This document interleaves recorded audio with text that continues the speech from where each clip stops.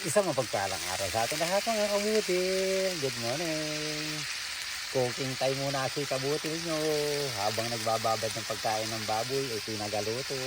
O ito. O happy farming tol. O may sitaw na. Ang nahuli ng bubo ko ay iyan lang. Pinirito ko na isang isda.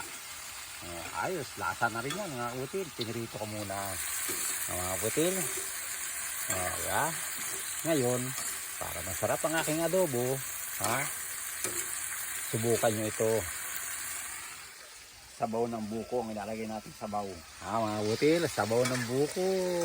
Gano'n lang, hindi diskarte lang yan mga kabutil. Oh, sabaw ng buko at ilalagay para yung tamis ng sitaw, kasi bagong pitas, tamis ng buko ay magkakasama. Uki-uki. Matamis-tamis talaga. Ayan. Ayan ang mga mabutil. Antayin mo natin maluto siya. Ang yung kabutil naman na hindi naman cooker. Ha? Cooker-cookeran lamang. Ngayon, ang nakakain ko, ang mga niluluto ko ay mga pampahaba ng buhay. Ha? Hindi pampaikli.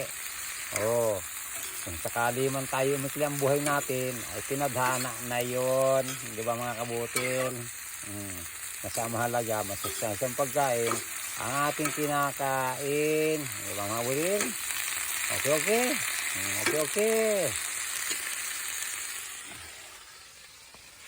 Butasan natin to.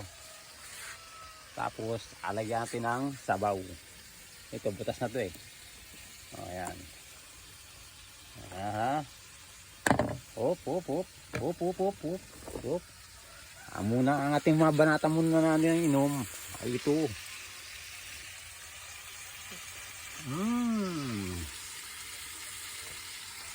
Sarap. Ngayon ay bubuhos natin. O yan. Sira ka taghawak ng kamera. Okay lang na marami sabaw yan mga kabutil kasi matutuyo pa yan. Diba? Tapos yung tira, inumin nili natin.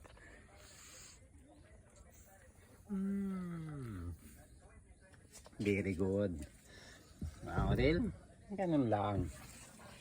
Ngayon, antayin natin kumulo. At pag kumulo yan, para kumapit ang tamis, alagyan natin ng soy sauce. Soy sauce. English yun, toyo.